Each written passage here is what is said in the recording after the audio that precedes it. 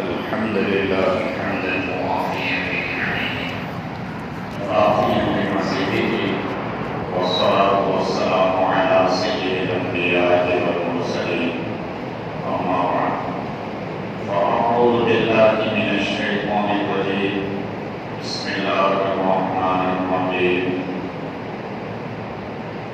والصابرين والصادقين والقانتين والمنفقين بالأسحار صدق الله العظيم. يا رب صل وسلم دائما أبدا على حبيبك خير الخلق كلهم. يا رب صل وسلم دائما أبدا على حبيبك خير الخلق كلهم. يا رب صل وسلم دائما أبدا على حبيبك خير الخلق كلهم. قابل صدر احترام محترم و معزز بزرگوں دوستوں، گزشتہ جمعہ میں دنیا اور دنیا کی حقیقت، اسی طرح زندگی اور اس کے وہ چار مرحلے جو اللہ رب العزت نے ایک آسان سی پیاری سی مثال دے کر سمجھایا ہے، بتایا ہے، اس کا ذکر کیا گیا ہے. آج جو خطبے میں آیت کریمہ کا ٹکڑا اور حصہ پڑھا گیا، الصابرین والصادقین والقانتین والمنفقین والمستغفرین بالاسحار، اس آیت کریمہ کے ٹکڑے اور جز سے پہلے اللہ رب العزت نے دنیا کی ان چیزوں کو یا دنیا کی ان نعمتوں کو ذکر کیا ہے کہ ان چیزوں میں ضرورت سے زیادہ بڑھ کر انسان اپنی آخرت کو برباد کر دیتا ہے یا آخرت کا اپنا بڑا بھاری نقصان کر بیٹھتا ہے. اللہ رب العزت نے ان چیزوں کو ذکر کرنے کے بعد ان کے مقابلے میں جنت اور جنت کی مختصر سی نعمتوں کو ذکر کیا ہے. پھر وہ ذکر کرنے کے بعد جو آیت کا جز اور حصہ کے سامنے پیش کیا گیا ہے، اس میں جنتیوں کے اوصاف اور ان کی صفاتوں کو ذکر کیا ہے. سب سے پہلے اللہ رب العزت نے دنیا کی ان نعمتوں کو ذکر فرمایا ہے کہ جن کے پیچھے لگ کر اور جن کی فکر میں انسان اپنی آخرت کو خراب کر دیتا ہے. زُيِّنَ لِلنَّاسِ حُبُّ الشَّهَوَاتِ مِنَ النِّسَاءِ وَالْبَنِينَ. یہاں سے اللہ رب العزت نے 6 نعمتوں کا ذکر کیا ہے. آیت کریمہ اگر پڑھتے ہیں تو اس میں دنیا کی 6 نعمتیں یا دنیا کی وہ 6 چیزیں ہیں کہ جو انسان پانے کے لیے کسی بھی حد تک جا سکتا ہے یا اپنی کوشش اور محنت کو لگا دیتا ہے. حُبُّ الشَّهَوَاتِ مِنَ النِّسَاءِ وَالْبَنِينَ وَالْقَنَاطِرِ الْمُقَنطَرَةِ مِنَ الْفِضَّةِ وَالذَّهَبِ. یہ 3 کو ذکر کیا. سب سے پہلے عورتوں کو ذکر کیا. اسی طریقے سے دوسرے نمبر پر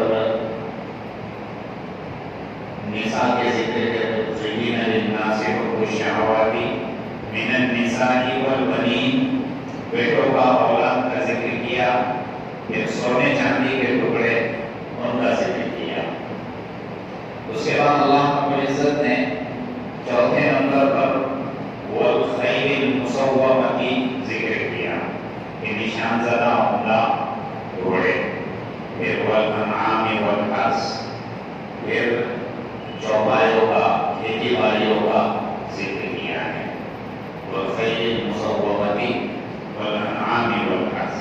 پھر کہا ذالک متاع الدنیا، یہ دنیا کے چند نفع کی چیزیں ہیں، تھوڑی نفع کی چیزیں، ان کو اللہ رب العزت نے ذکر کی۔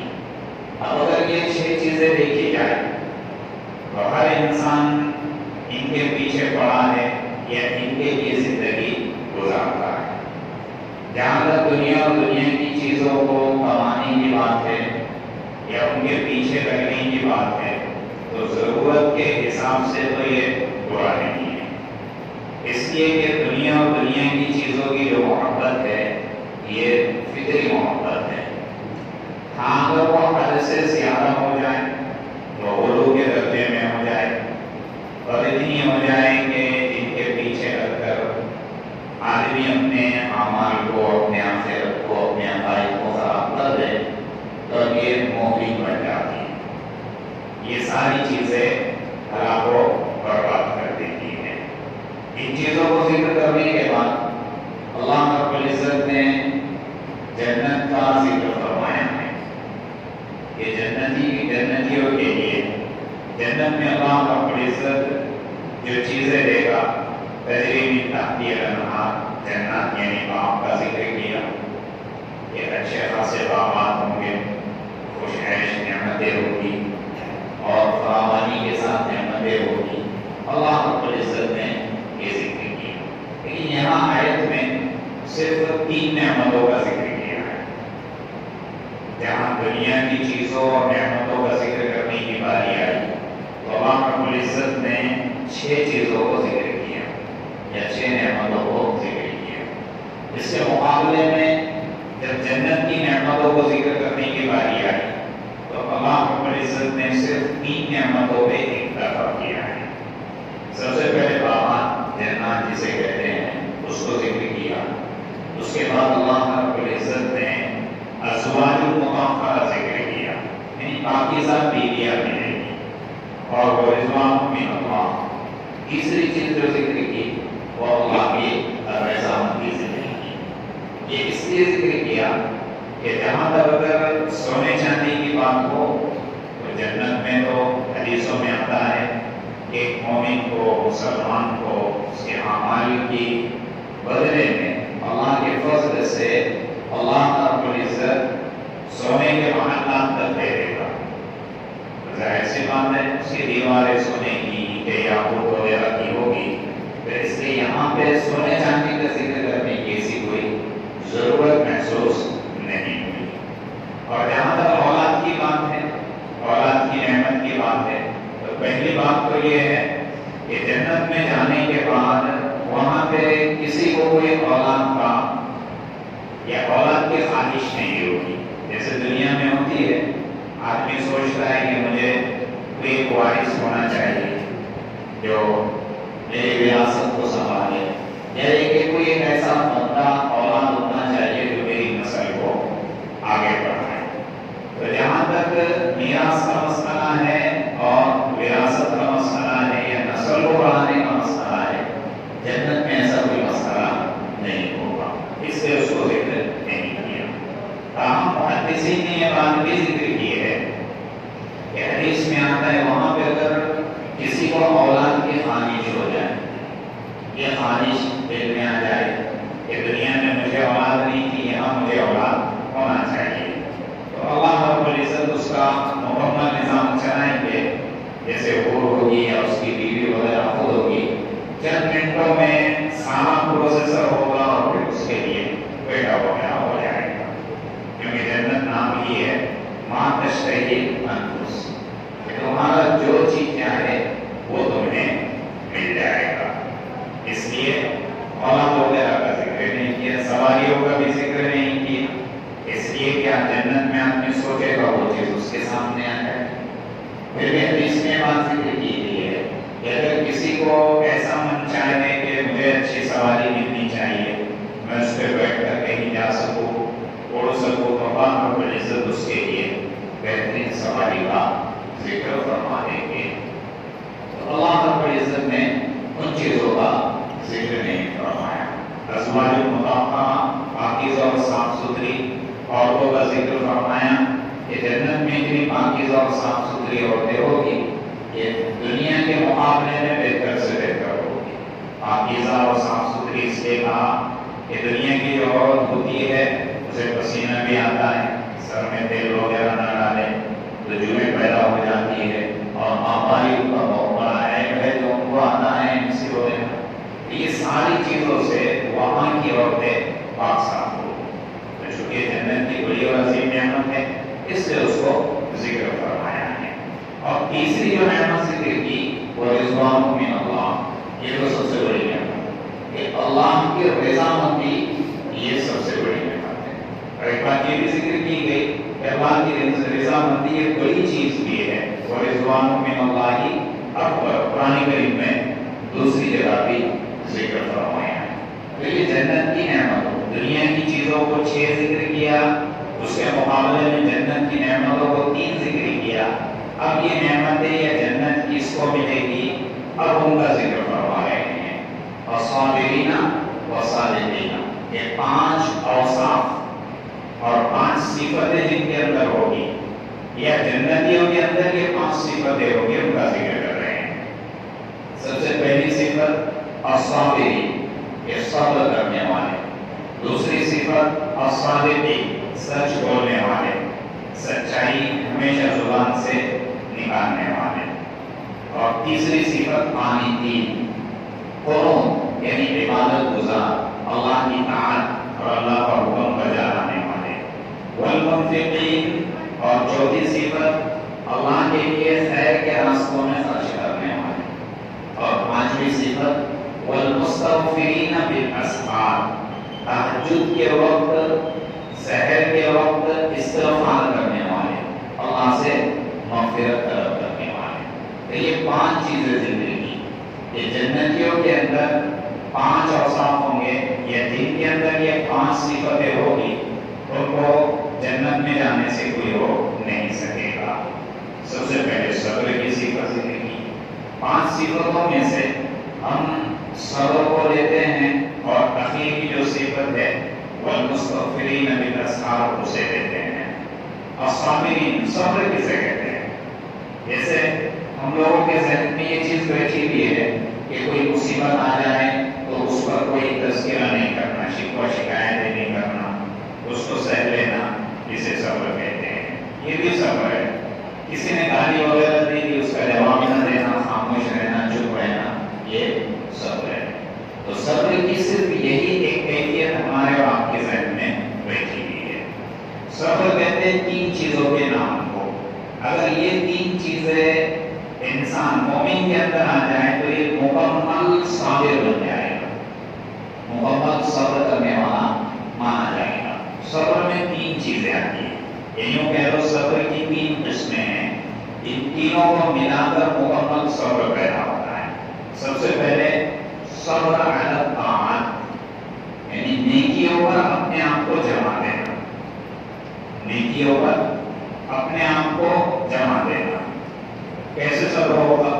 مؤذن نے اذان دی, اب گھر میں بیٹھے ہوئے نفس اور شیطان یہ دونوں کی مان رہے کہ مسجد میں جانے کی ضرورت نہیں ہے, نماز بعد میں بھی پڑھ لیں گے, ٹال مٹول کا حال ہے, لیکن دل 19 بھی سو رہا ہے کہ ڈائریکٹلی مجھے مسجد میں جا کے نماز پڑھنی ہے.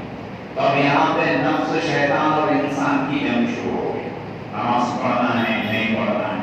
ادھر سے دونوں اس کو زور دے رہے کہ مت جا, بعد میں بھی پڑھ سکتا ہے. ادھر اس کا جی چاہ رہا ہے کہ چلو جا کر مسجد میں نماز پڑھو. اب ان دونوں کو پچھاڑ دیا, خواہشات کے باوجود, سارے کاموں کے باوجود شیطان نفس ہر ایک کو تقاضے کو پیچھے ڈال دیا, اور پھر مسجد میں آ کے اللہ کے سامنے کھڑا ہو گئے.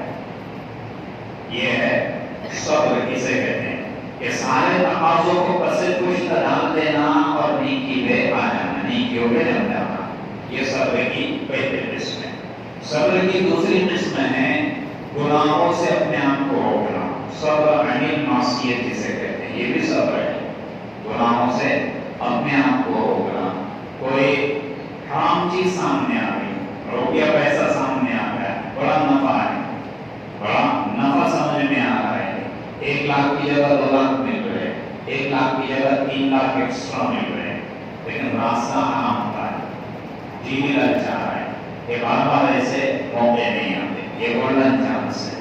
تو شیطان اور نفس دے رہے سارے دنیا کی شکل اور نفع بتا کر کہ وہ 3 لاکھ جو حرام راستے سے آ رہے اس کو لے لے، اس کو پکڑ لے.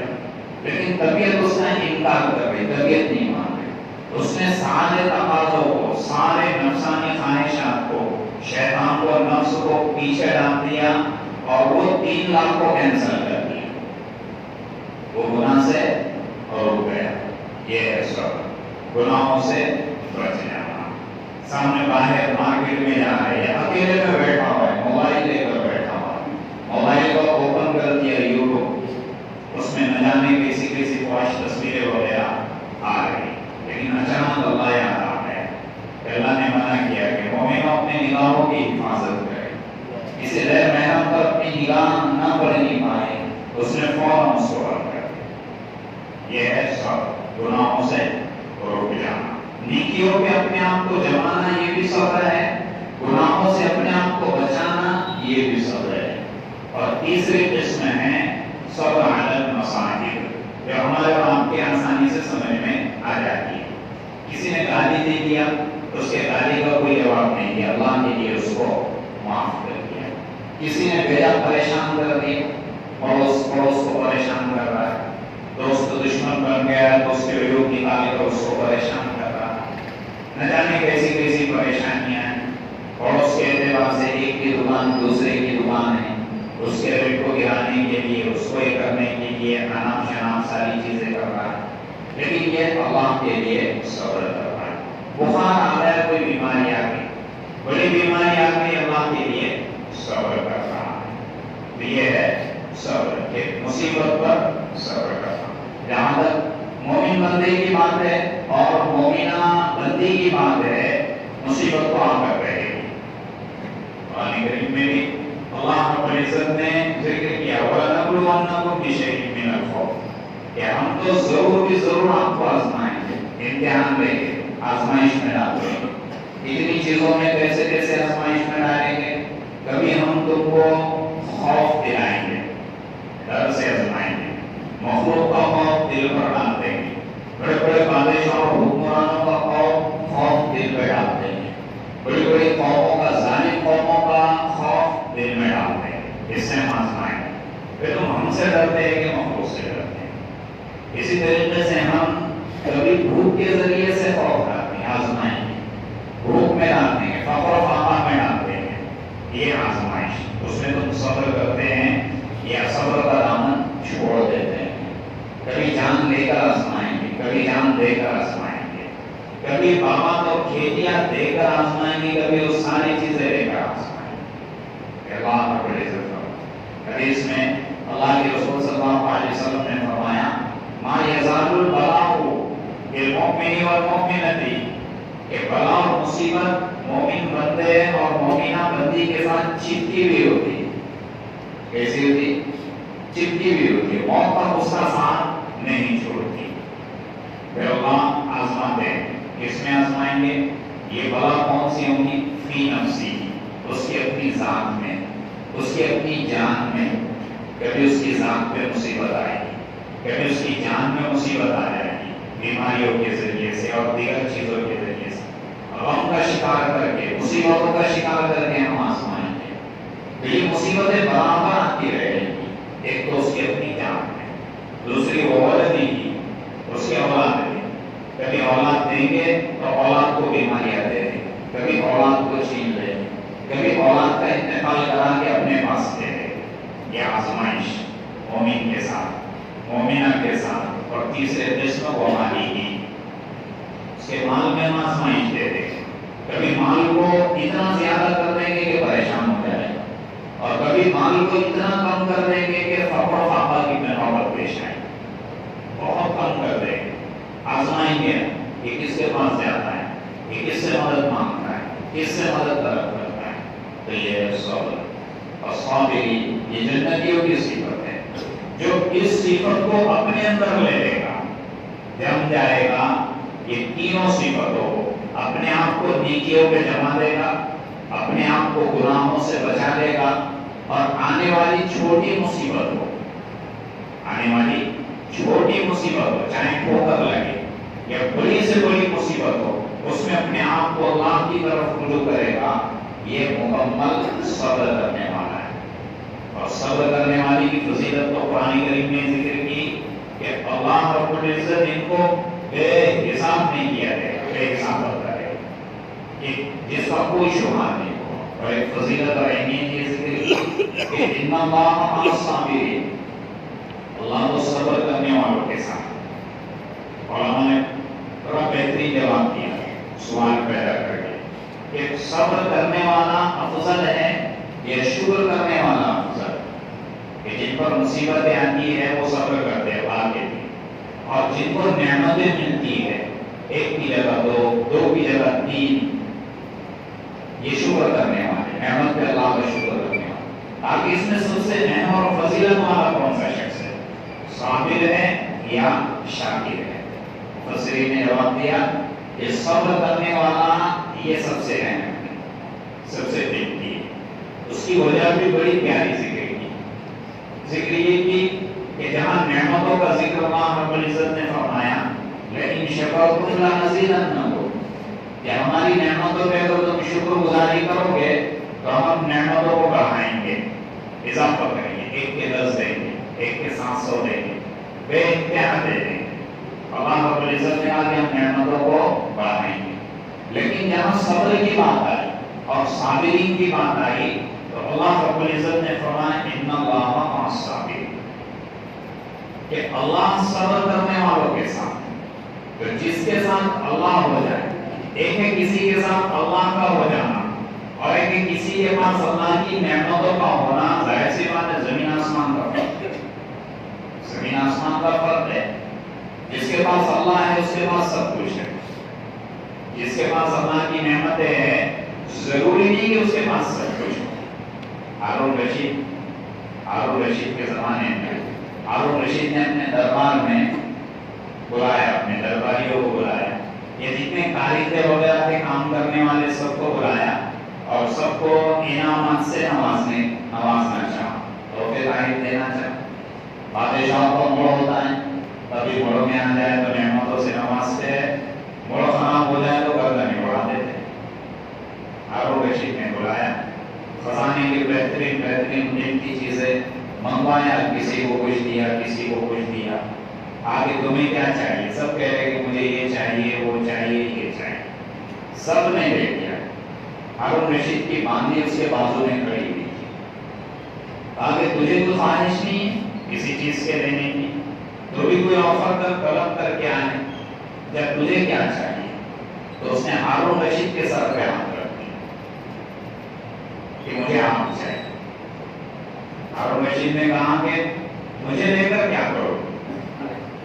اس نے کہا کہ اگر آپ مجھے مل گئے تو خزانہ پورا میرا ہو جائے گا۔ خزانے کی چیزیں تو یہ لوگ لے کے جا رہے، کچھ چیزیں لے جا رہے، لیکن اگر آپ مجھے مل گئے تو پورا خزانہ مجھے خود بخود مل جائے گا۔ جس کے ساتھ اللہ ہو جائے ساری نعمتیں اور ساری چیزیں اس کے ساتھ ہو جائے گی۔ اس لیے صبر کرنے والا شکر کرنے والے سے زیادہ بہتر ہوتا ہے۔ اللہ رب العزت صبر کرنے والوں کے ساتھ ہے۔